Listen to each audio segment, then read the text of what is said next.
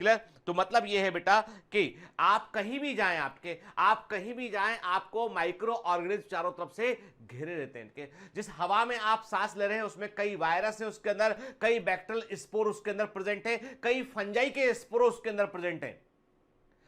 हर वो चीज जिसको आप नेकेड आई से नहीं देख सकते हैं वो माइक्रो ऑर्गेनिज्म है। यदि वो लिविंग बीइंग है तो वो माइक्रो ऑर्गेनिज्म है। वायरसेस ऐसे माइक्रो ऑर्गेनिज्म है जो लिविंग नहीं होते हैं, लिविंग और नॉन लिविंग के बीच की वो कनेक्टिंग लिंक होते हैं। पर वायरॉइड्स को, प्रियॉन्स को, वायरस को हम कन्वेंशनली बोलने की भाषा में माइक्रोब में शामिल करते हैं, लेकिन जब हम माइक्रो ऑर्गेनिज्म पूरा वर्ड यूज करते हैं तो ऑर्गेनिज्म वो होगा जिसके अंदर लिविंग सेल होगी के। तो हम बोलते हैं कि वायरस हुए, वायरॉइड हुए, प्रियॉन्स हुए, वो they are the agent, they are the infectious agent, they are the infectious agent, वो संक्रामक कारक होते हैं, they are not the organism. ठीक है ना? चलिए आगे इस बारे में हम बात क्लियर करते हुए चलेंगे। अभी तो इतना समझ लीजिए आप कि आपके चारों ओर जो कुछ भी है, आपकी स्किन, आपके इंटेस्टाइन के अंदर, एवरीवेयर, कोई भी जगह ऐसी नहीं जहां पर माइक्रो ऑर्गेनिज्म प्रेजेंट ना हो। केवल डिस्टिल्ड वाटर में, आश्वित जल में माइक्रो ऑर्गेनिज्म नहीं होंगे और फायर में, आग में माइक्रो ऑर्गेनिज्म नहीं होंगे। ठीक है ना?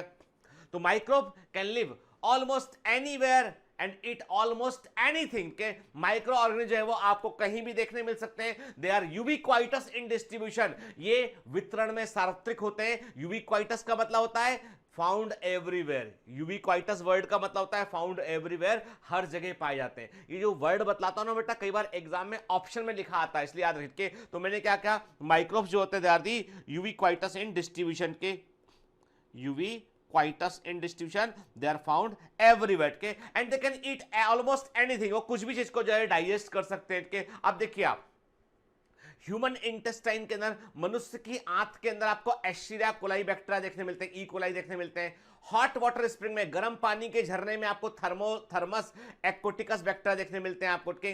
हाइड्रोथर्मल वेंट, समझ लीजिए आपके 100 डिग्री सेल्सियस के आसपास तापमान है के, वहां पे आपको मिथेनोपायरस कैंडलरी देखने मिल रहा है आपको के। तो microbe live in nearly every kind of environment के, ये अधिक से अधिक तापमान से लेके कम से कम तापमान तक भी आपको देखने मिल सकते हैं। ठीक है? तो इसका मतलब ये कि माइक्रो ऑर्गेनिज्म का जो है, हम ऐसा बोल सकते हैं कि यदि एज ए ग्रुप हम एक समूह के रूप में बात करें, ठीक है, यदि हम एक समूह के रूप में बात करें तो माइक्रो ऑर्गेनिज्म का रेंज ऑफ टॉलरेंस, सहन करने की क्षमता काफी अधिक होती है कि मतलब किसी भी तरह के एनवायरनमेंट में आपको वो देखने मिल सकते हैं कि। अब ये क्या होते हैं, मैंने आपसे कहा ये बैक्टीरिया हो सकते हैं आपको के, और बैक्टीरिया भी हमें मालूम है कई तरह के होते हैं। रॉड शेप बैक्टीरिया के लिए क्या वर्ड यूज करते हैं, जल्दी जल्दी बताएंगे, आप बताएंगे, मैं पूछ रहा हूं आपसे के, आप मुझे कमेंट में लिख भेजेंगे। चलिए आपको मैं एक होमवर्क दे रहा हूं के, फटाफट बताइए के। एंड रॉड शेप बैक्टीरिया के लिए क्या वर्ड यूज करते हैं हम, रॉड शेप बैक्टीरिया के लिए क्या वर्ड यूज करेंगे हम, ठीक है।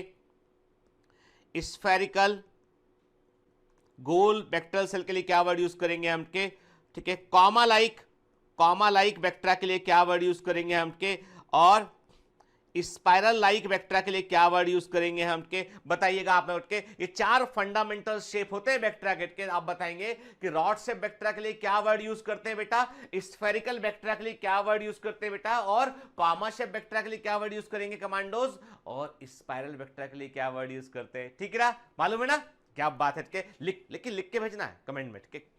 ठीक, फिर हम देख रहे हैं बैक्टीरिया में आपको फ्लैजेला दिखाई पड़ते हैं कि बैक्टीरियल फ्लैजेला किस प्रोटीन से बने होते हैं ये भी आपको बताना है।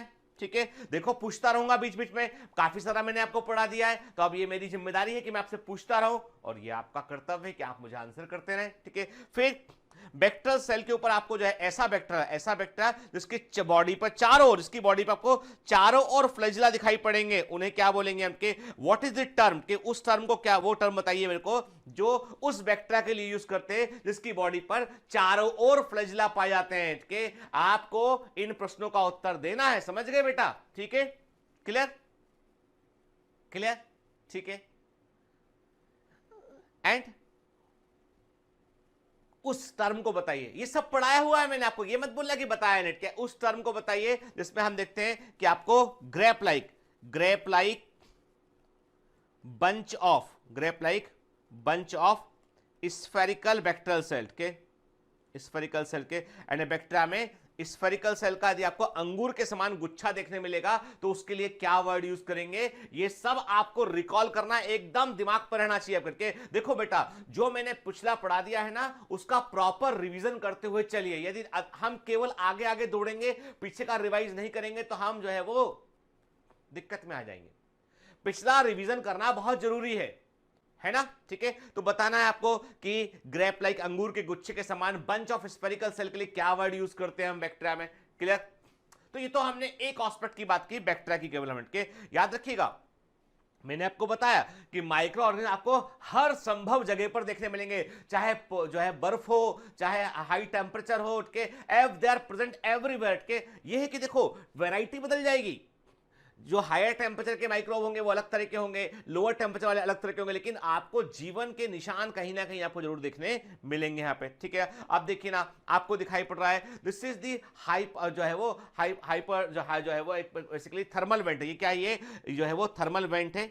समुद्र की गहराई में, समुद्र की गहराई में आपको दिखाई पड़ रहा है थर्मल वेंट दिखाई पड़ रहा है। यानी एक गरम, एकदम समझ लीजिए कि यहां पर जो टेम्परेचर है, यहां पर जो टेम्परेचर है वो 100 से लेकर 105 डिग्री सेल्सियस के आसपास टेम्परेचर है। वहां पर आपको हाइपर थर्मल बैक्टीरिया वहां पर देखने मिलते हैं आपको, ठीक।